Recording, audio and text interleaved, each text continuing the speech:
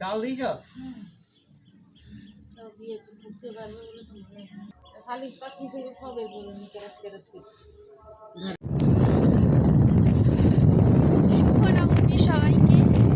আর আজকে আমরা যাচ্ছি মেদিনীপুর, দিদির বাড়ি। আজকে মেদিনীপুরটা থাকতে, কিন্তু ওয়েদারের যা অবস্থা, চরম বাজে ওয়েদার। দেখো পুরো আকাশ একদম মেঘলা।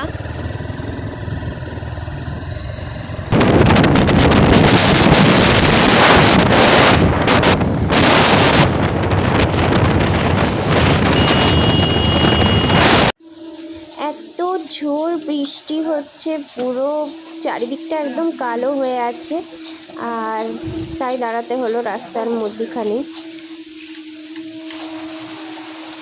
একটু এগোতেই আবার বৃষ্টি শুরু হয়ে গেছে, তাই আবার দাঁড়ালাম।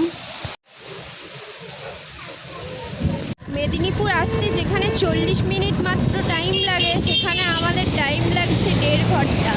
কারণ এতটাই বৃষ্টি হচ্ছে, মানে চরম বৃষ্টি, চরম।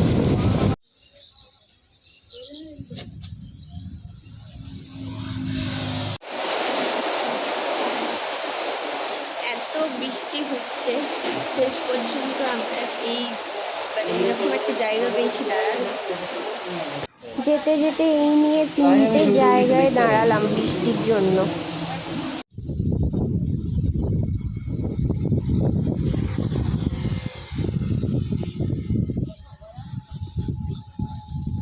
এই নিয়ে 4টে জায়গা হলো, আবার দাঁড়িয়ে গেছি আমরা। প্রচণ্ড জোরে বৃষ্টি চলে এসেছে পুরো। অবশেষে মেদিনীপুর ঢুকলাম, অনেক ঝড় বৃষ্টি মাথায় নিয়ে।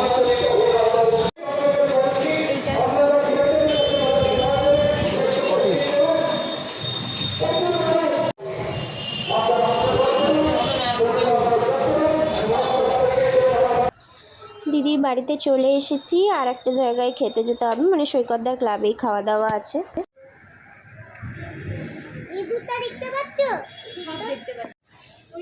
ওই তো ময়ূর, ওই তো। আরে এই তো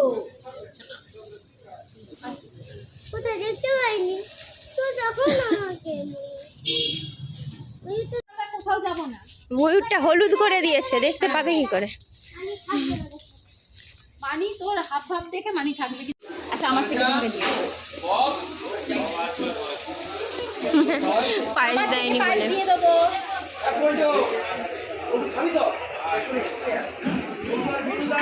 তো রেডি হয়ে গেছি, এবারে আমরা সবাই মিলে ঠাকুর দেখতে বেরোবো।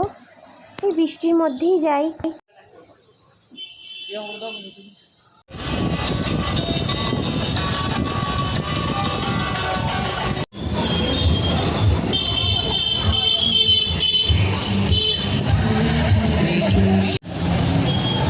কলকাতায় গাড়ি চালিয়েছি না, ওই জন্য জায়গা না ছাড়ার একটা ব্যাপার।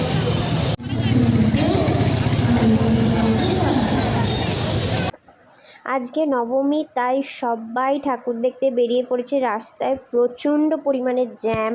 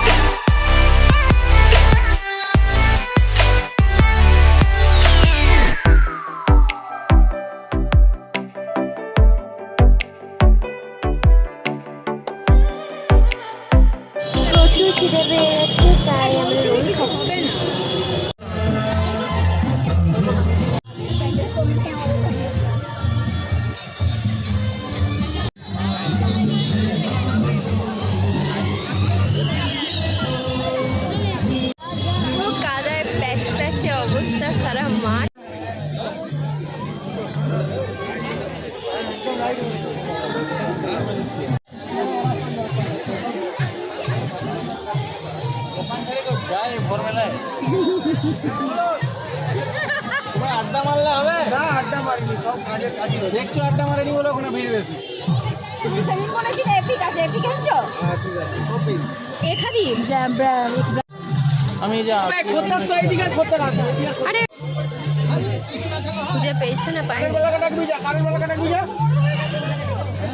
সৌভি কি খাবে আমরা জানি নি, সৌভিকের সাথে কোনো সম্পর্ক নেই। আমরা ডার্ক চকলেট কোন খাবো? দাও আরেকটা। ই কি খাবে?